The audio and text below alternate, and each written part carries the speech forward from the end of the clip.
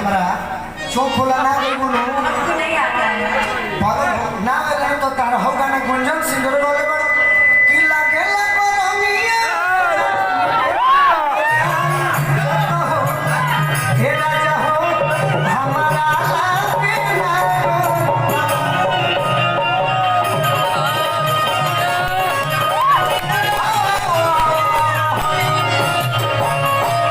जरूरी नहीं कि चुप्पे लगा कर कथना निमन गोले बड़ू यह तरीका में कूलर लगवा देता हुआ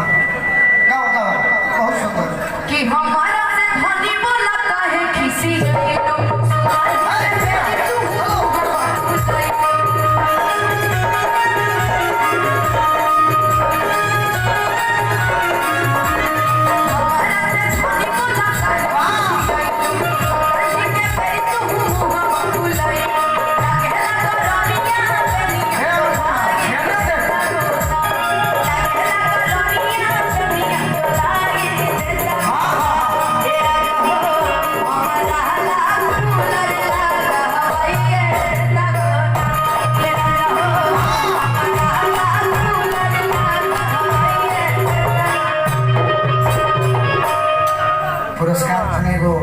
विक्की पांडे भैया देखिए भैया की तरफ से हजार रुपए के आशीर्वाद भैया ए भैया हम सोचा था कि इतना लोग के छोड़ के बाकी लोग हमारा मन लायक बा और एगो भैया कभी से चुप चुप कोइले बाड़े हम सोचा था कि इनकर पहिल बतिया खत्म हो जाए फिर लोग गीतिया गाँव में और तो हम गाँव तनी निमन छी तार देह जरूरत हो ए बाप मजा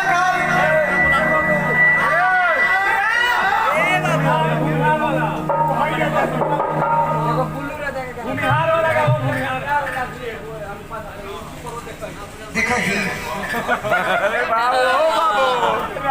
फिर वह बतिया ये कर सुनी बैठे हम सुनाई ये गाना हम गावे खातिर कम से कम जेकरा भी गाना प्रेमी हुई जे गाना के फैन हुई जे हमारा से प्रेम करत हुई गाना के जे ना है भैया बैठा 11,000 रुपए दी ये गाना गवाई तना गावा ठीक है गलती ना दू ये गाना गइला से खुशी लगा हमारा नहीं हम बोले कि जगिया से आईनी घर में और गरमी से जूझाना नहीं सूझे ना हो पाए जहिया से घरे निकल जगिया से आईनी घर में गरमी से जूझाना नहीं जहानाबाद में फसल बारू बतियाई बुझाता फसल के केस में प्यार में सही बात है अबे करो के पूरा मत मान जी ना ना अरे ई हो तो पटनवा बेली बेली आवे लगे ना ई हो तो पटनवा बेली बेली आवे लगे ना राजा हो ला ला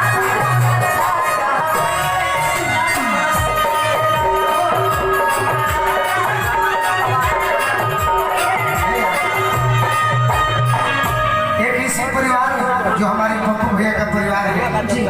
पता नहीं वो भाई कहाँ गए उन्होंने सीढ़ी पर आते हुए हमारे भाई ने कहा था कि भैया ही गाना जरूर गई हो मजाको करी हो हंसबो करी हो खेलबो करी हो बाकी गाना जरूर मत भूलिए तो भाई के फरमाइश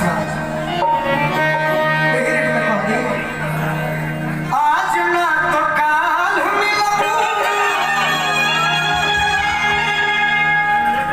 बनिए हियास से भैया हमारा हिंदुस्तान न्यूज से हमारे सुधांशु भैया मैंने हम स्वागत करो का करो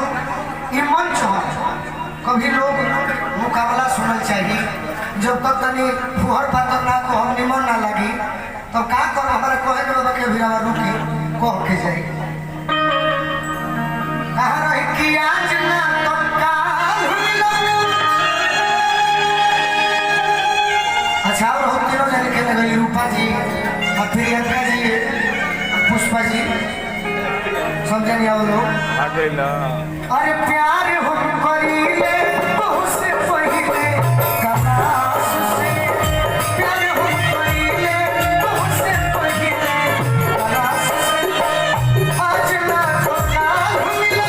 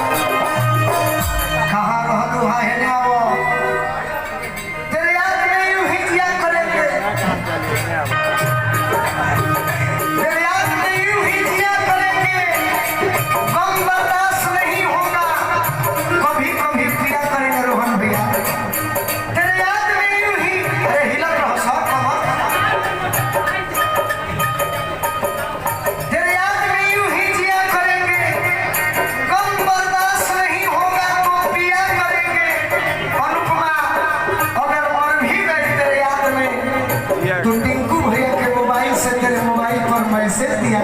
एक बात बोले एक बात बोले जब मैं बादल बन जाऊं तुम भी बारिश बन जाना जो पड़ जाए सांसें मेरा दिल जब हम बादल बन जाए तू बारिश बन जाए हो हम खेत रोपे जाए तू कटाई करे अरे बाप रे बाप अरे प्यार हम करीना